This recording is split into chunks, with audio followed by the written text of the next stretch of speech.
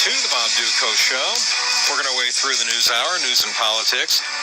By the way, earlier when I was telling you folks about the $400 million that we got from Iran, okay, and what happened was we, back in 1979, okay, they gave us $400 million and we didn't deliver the planes to them because whatever. I got it backwards earlier. I was saying that somebody emailed me saying that I had said that we gave them the planes and that they didn't give us the $400 million. Actually, they gave us the $400 million. We didn't give them the planes. I got that back. Thank you, Rebecca, for correcting that because you're right. I got it backwards in my brain. But I stick by, I'm telling you folks, we do not owe them that money because the people that we owe that money, they are not in power anymore. And there's no way that the terrorists who took over Iran should get that money.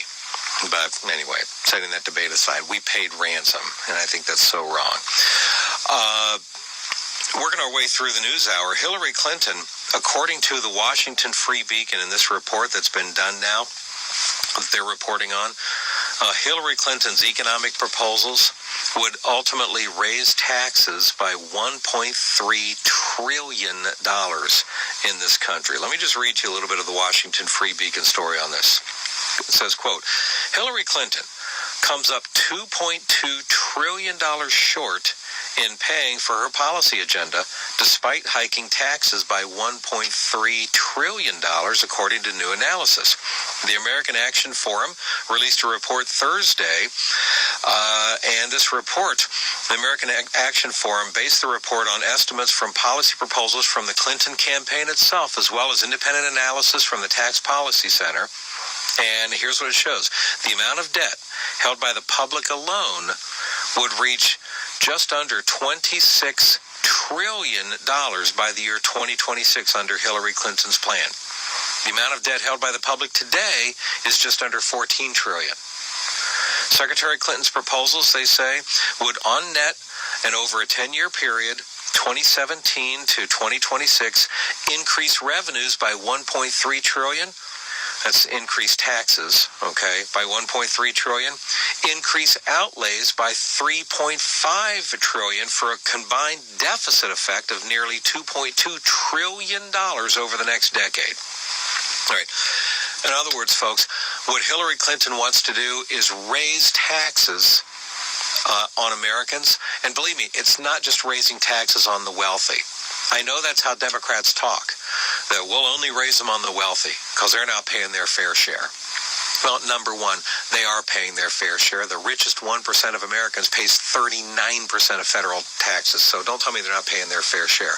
But still, even as I've told you before, even if you tax the richest 1% in this country, tax them at 100% tax rate, took 100% of their paycheck, you couldn't even make a dent in all the things that Hillary Clinton and the Democrats are promising to give away for free college and everything else. You couldn't even make a dent in that.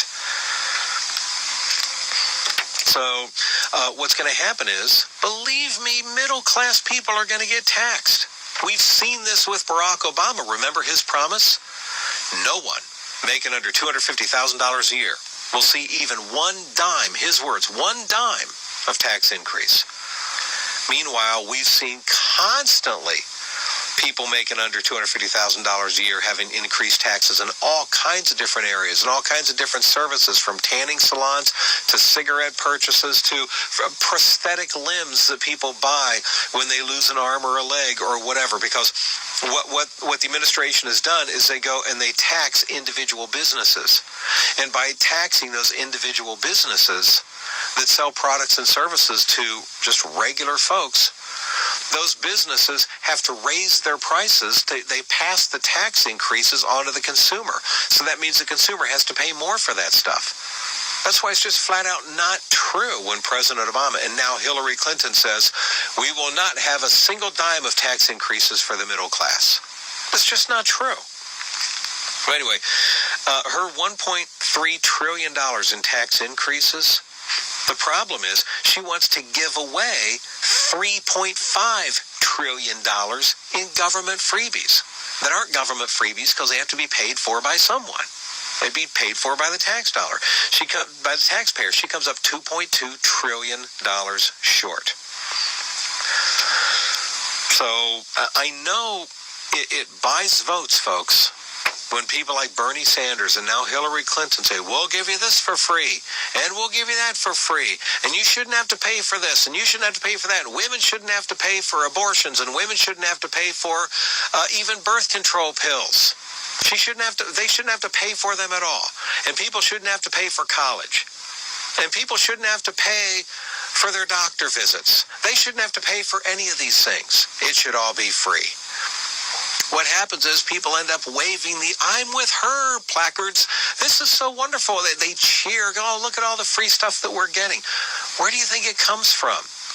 The White House doesn't have some magic genie in a lamp in the back room that they could just go back there, rub it, and say, okay, produce for us $3.2 trillion. They can't just do that. This money comes from somewhere. It comes out of our paychecks, everybody. That's where the government gets its money, from us, from our paychecks. So this stuff isn't free. It has to be paid for. And it's paid for by all the rest of us. But it sure buys a lot of votes, doesn't it? And that's what Hillary Clinton's doing right now. And by the way, this is what Donald Trump